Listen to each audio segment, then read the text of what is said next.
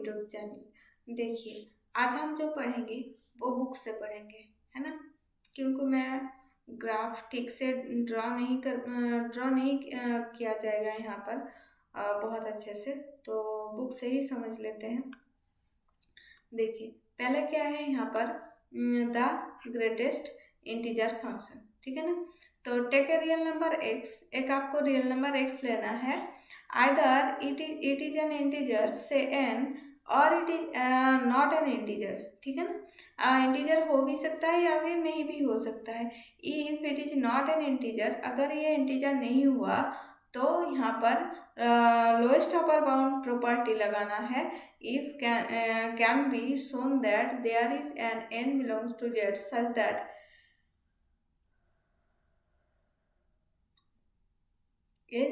x जो है ये n से बड़ा है पर n+1 से छोटा है ना। तो यहाँ पर ग्रेटेस्ट इंटीजर फंक्शन किसे कहते हैं, बॉक्स एक्स को, ठीक है ना। इसे डिनोट करते हैं बॉक्स एक्स के थ्रू। ये देखिए F of X equals to box X, और बॉक्स एक्स का डेफिनेशन क्या है यहाँ पर, हाँ ये देखिए बॉक्स एक्स, अगर बॉक्स एक्स का वैल्यू -2 हो जाएगा, एक्स की वैल्यू अगर -2 से -1 तक है ना। तो x की वैल्यू -2 से स्टार्ट हो रहा है। ये मान लीजिए ये आपका -2 पॉइंट है और ये मान लीजिए ये -1 पॉइंट है। तो -2 से स्टार्ट हो रहा है और -1 तक, है ना। -1 पॉइंट नहीं है, -1 तक आ रहा है, और x की वैल्यू -1 आ जाएगा। अगर -x की वैल्यू जो है ये -1 से 0 तक, मतलब 0 अगर यहाँ पर है तो 0 नहीं होगा, 0 तक है ना। तो इस तरीके से है। और यहाँ पर भी x की वैल्यू 0 है, अगर 0 नहीं है, यहाँ 0 से 1 तक है ना। x की वैल्यू जो है ये 0 से 1 तक है। मतलब आप एक मान लीजिए यहाँ पर बॉक्स एक्स इक्वल्स टू यहाँ पर दिया हुआ है 3.5, ठीक है ना।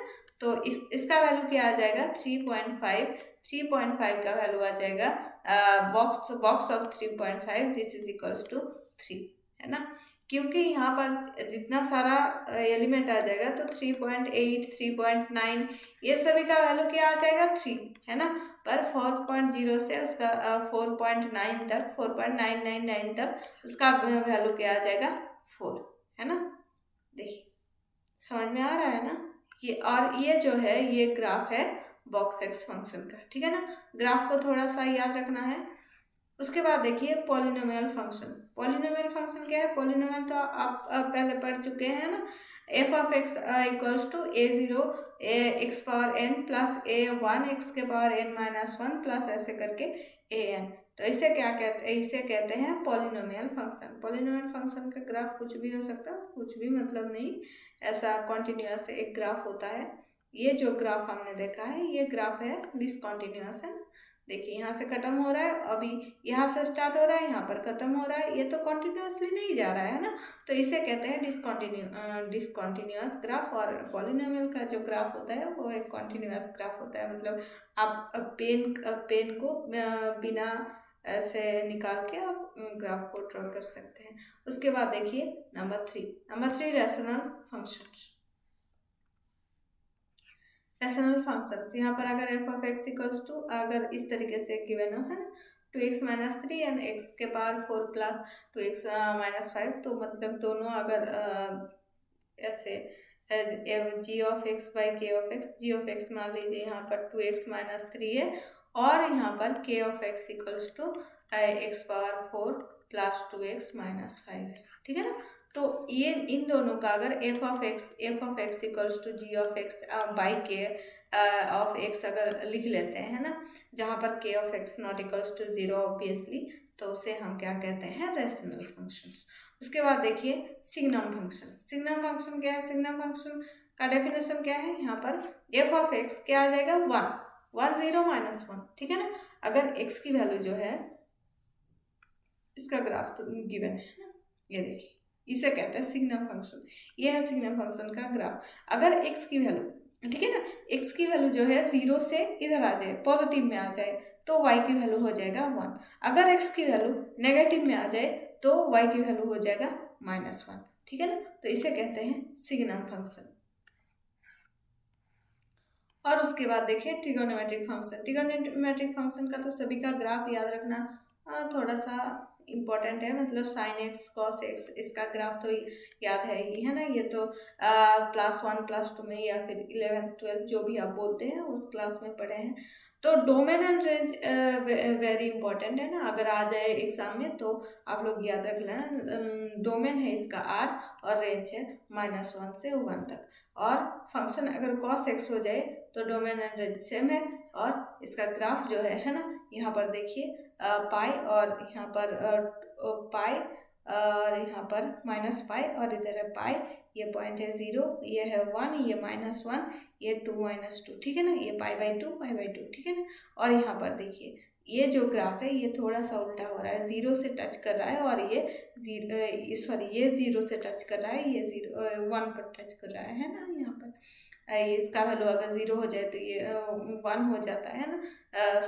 मतलब 0 cos 0 this is equals to cos 0 equals to 1, cos 90 equals to cos π/2 equals to 0। तो इस तरीके से होता है इसका ग्राफ, तो उल्टा है ना, बोल सकते हैं। उसके बाद देखिए f(x) equals to tan x। tan x यहाँ पर जो इसका डोमेन है, डोमेन क्या है r-2n + 1 × π/2, क्योंकि π/2 में इसका वैल्यू क्या हो जाता है इन्फिनिटी, है ना। तो π/2 को छोड़ के π/2 मतलब π/2 और उसके बाद n इक्वल्स टू आप मान लीजिए 1 0 रख लिया तो ये π/2 हो जाएगा, तो 1 रख लिया तो यहाँ पर क्या आ जाएगा 2 प्लस तो यहाँ पर क्या आ जाएगा 2 + 1 3 π/2, उसके बाद 5 π/2, इस तरीके से आ जाएगा वैल्यू, है ना। तो वो सभी वैल्यू को छोड़ के बाकी सेट ऑफ ऑल आर, और इसका जो यहाँ पर रेंज है, रेंज हो जाएगा r। tan x का जो यहाँ पर ग्राफ है, ये ग्राफ देख सकते हैं आप, इस तरीके से है ना। उसके बाद देखिए cosec x। cosec x का क्या है, यहाँ पर f(x) equals to cosec x और ये -n π, क्योंकि n पाई में इसका वैल्यू क्या हो जाता है इन्फिनिटी, ठीक है ना। उसके बाद देखिए इसका जो रेंज है, रेंज क्या है -1 से 1 तक, और इसका ग्राफ इस तरीके से है। ग्राफ आप लोगों को अगर याद रखना ही है तो cos x और sin x का ग्राफ याद रख लीजिए, वही दोनों इंपॉर्टेंट है, ये इंपॉर्टेंट नहीं है। f(x) equals to sec x, तो यहाँ पर r-2n + 1 × π/2, तो ये क्या हो जाता है tan x का जो है ना, इसका जो डोमेन है, और रेंज क्या है -1 से 1 तक। और cot x का देख लीजिए, cot x इसका जो डोमेन है n π है और रेंज है r, और ये है इसका ग्राफ, ठीक है। तो थोड़ा सा देख लेना बुक से। एग्जाम्पल 13 क्या बोल रहा है यहाँ पर, f maps R to R given by y equals to f(x) equals to x² x belongs to R। Complete the table, तो ये टेबल तो कंप्लीट कर सकते हैं आप। y इक्वल्स टू x² -4 का स्क्वायर, तो दिस इज इक्वल्स टू क्या हो जाता है 16, प्लस का 16 आ जाएगा, ये प्लस का 9 है ना, प्लस का 4। देखिए यहाँ पर किया हुआ है 16 9 4 1, इधर भी सेम, तो यहाँ पर इस तरीके से आ जाता है इसका ग्राफ। ये क्या है y इक्वल्स टू x², है ना। ये जो ग्राफ है y इक्वल्स टू x²। अभी y इक्वल्स टू x का क्यूब ग्राफ देखेंगे, हाँ y इक्वल्स टू x का क्यूब ग्राफ इस तरीके से आ जाता है, इस तरीके से, ठीक है ना। ये होता है y इक्वल्स टू x का क्यूब ग्राफ। तो अभी y इक्वल्स टू x का क्यूब का अगर आप लोगों को ग्राफ निकालने के लिए बोल रहा है, तो आप यहाँ पर ये जो इस तरीके से यहाँ पर y इक्वल्स टू x² में टेबल किया हुआ है ना, तो यहाँ पर भी टेबल कर लीजिएगा, ये तो बहुत ईजी है। उसके बाद ये example 15, consider the real valued function f maps r-0 to r defined by f(x) equals to 1/x। तो कंप्लीट द टेबल, तो एंड डोमेन एंड रेंज, तो टेबल तो कंप्लीट किया हुआ है, देख लीजिए यहाँ पर इसका सभी वैल्यू y, तो 1/-2 करके जो कैलकुलेटर में जो वैल्यू आया है वो लिख दिया है यहाँ पर। और इग्नू ऐसा करता है कि आपको एग्जाम में कैलकुलेटर यूज करने नहीं दिया जाएगा। तो इग्नू का तो ये बहुत ही मतलब खुद कैलकुलेटर में कैलकुलेट करके ऐसे यहाँ पर दे रहे हैं। और अगर आप लोगों को ये एग्ज़ाम में दे दिया ना तो बैठ कर आप लोगों को करना है 1/-2, अभी ये कितना आएगा, 1/-1.5, अभी ये कितना आएगा, ये सभी आप लोगों को करना है खुद से। तो इसमें तो बहुत ही टाइम जाएगा, है ना। तो इसके लिए क्या करना है, एग्ज़ाम का पेपर देखना है और जो जो इजी लगेगा वो बाद में करना है, क्योंकि वहाँ पर जो कैलकुलेशन दिया होगा ना वो बहुत ही खतरनाक होगा। तो मतलब पहले कैलकुलेशन देख लेना है, उसके बाद मतलब किस टाइप का कैलकुलेशन आप लोगों को जो यहाँ पर एक नंबर गिवन है ना, वो नंबर किस तरीके से गिवन है। एक डिटरमिनेंट देता था MT10 में, तो डिटरमिनेंट का वैल्यू निकालना, तो स्टूडेंट को लगता था कि ये तो इजी है, डिटरमिनेंट का वैल्यू निकालने के लिए दे रहा है या फिर एडजॉइंट निकालने के लिए बोल रहा था, मुझे याद नहीं अभी। तो वहाँ पर एक नंबर था 107। अभी 107 आप अगर एक मैट्रिक्स और डिटरमिनेंट में एक नंबर ऐसा दे देते हो, तो अभी इसका अगर एडजॉइंट निकालना है तो यहाँ पर इससे तो मल्टीप्लाई करना होगा, है ना। तो 107 इज ए प्राइम नंबर, तो इसे आप किसी से भी मतलब कट नहीं होगा किसी से भी। और मतलब यहाँ पर अगर कुछ यहाँ पर P/Q फॉर्म में जो नंबर्स गिवन होते हैं ना, तो उस नंबर से कट नहीं होगा, बहुत ही प्रॉब्लम आता है। तो स्टूडेंट पहले देख लेते हैं कि ये एडजॉइंट गिवन है, तो उन लोगों को लगता है कि ये सही है, ये कर लेते हैं और उसमें बहुत टाइम चला जाता है। तो आप लोगों को पहले क्या देखना है कि आप कौन सा क्वेश्चन ठीक से कर सकते हो, और यहाँ पर प्रैक्टिस बहुत ही ज़्यादा जरूरी है ना। 1 से 2 घंटा आपको मैथ प्रैक्टिस करना है रोज़, है ना। तो मतलब एग्ज़ाम के टाइम में ज़्यादा टाइम, और अभी तो रोज़।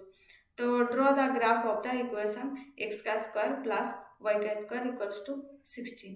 तो ये देखिए, ये है ग्राफ का इक्वेशन।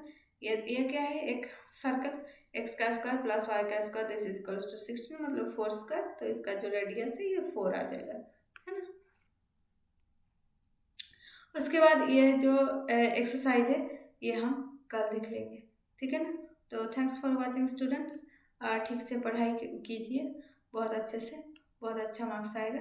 यहाँ पर 70 to 80 मार्क्स लाना बहुत ईजी है अगर आप लोग ठीक से पढ़ाई कर रहे हैं पूरा साल। और अगर आप लोग अभी भी बुक नहीं आया है आप लोगों के पास, तो ये ज्ञान कोश या फिर बहुत सारे ऐप भी होते हैं और आप गूगल से भी डाउनलोड कर सकते हैं। तो बुक का आप सॉफ्ट कॉपी डाउनलोड करके भी पढ़ सकते हैं, है ना। तो थैंक्स फॉर वॉचिंग स्टूडेंट्स।